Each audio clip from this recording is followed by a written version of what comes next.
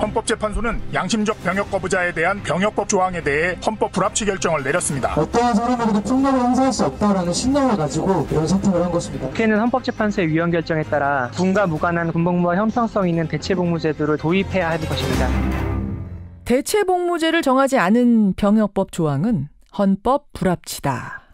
하지만 대체복무가 없는 현재 상황에서 병역을 거부했던 사람들에 대해 처벌하는 건 합헌이다.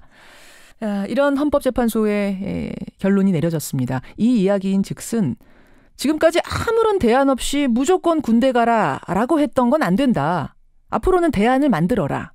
다만 오늘 판결이 있기 전까지 병역을 거부했던 사람들에 대해 처벌하는 건 맞다.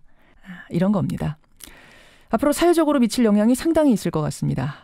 이 헌법소원의 당사자들은 이 판결을 어떻게 보는지, 또 국회는 어떻게 법 개정을 준비하고 있는지 오늘 짚어보죠.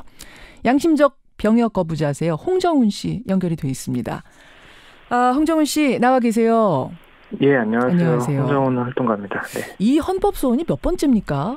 소원이 총 3번째로 알고 있습니다. 3번째. 그러니까 지금까지는 계속 헌법재판소에서 양심적 병역 거부라는 거는 없다. 인정하지 않다가 이번에 처음으로 다른 판결이 나온 거네요.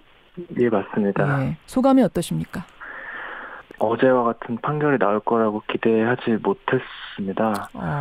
왜냐하면 헌법재판소뿐만 아니라 입법부든 행정부든 사법부든 이런 양심적 병역 거부자들에 대한 인식이 너무나도 안 좋았고 총을 들지 않겠다고 주장하는 사람들의 어떤 인권이나 선택을 전혀 존중하지 않았기 때문에 어제 헌법재판소의 결정은 사실 저희 같은 사람들에게는 기적 같은 일이라고 생각을 하고요. 다만 아쉬운 점은 이미 감옥에 다녀오신 분들이나 지금 감옥에 계신 분들 또 저같이 지금 재판을 받고 있는 사람에게까지 확실하게 어떤 영향을 미치는 건 아니라고 판단하기 때문에 그런 점이 조금 아쉽지만 그래도 우리 사회가 조금이라도 더 진전할 수 있게 만든 중요한 결정이었다고는 생각하고 있습니다. 다만 이제 소급 적용이 안 되다 보니까 홍정훈 씨처럼 지금 사실은 병역 거부하고 재판 중이신 거잖아요. 이런 분들에게까지는 해당이 안 되는, 그건 조금 아쉽다 이런 말씀.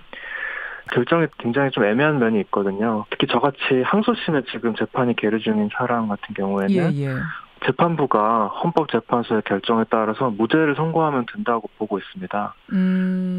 재판부의 재량으로 이런 경우는 이런 경우는 굉장히 애매하니까 이렇게 해줄 수 있다라고 기대를 하고 계신다. 예, 맞습니다. 이제 홍정훈 씨 같이 지금 계류 중인 분들에 대한 이야기이고 사실은 큰 틀로 봤을 땐 앞으로는 대체복무 가면 되는 거잖아요. 이제는 길이 생긴 거죠.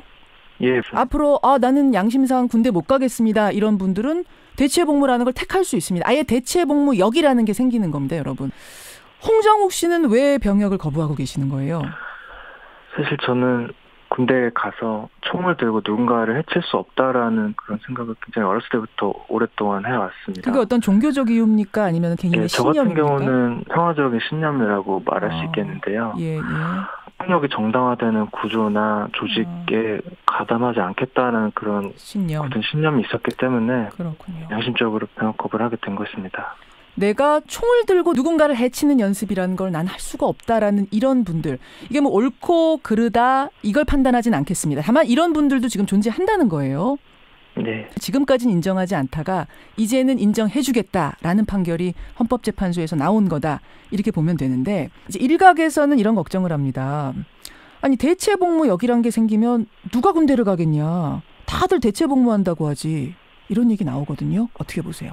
저는 궁극적으로는 굉장히 오랜 시간이 걸릴 것으로 보고 있지만 각자의 양심에 따라서 누군가는 평화를 지키기 위해 총을 들겠다는 선택을 할 수도 있고 누군가는 저처럼 평화를 지키기 위해 총을 들지 않겠다라고 선택을 하는 사람도 있어야 한다고 봅니다.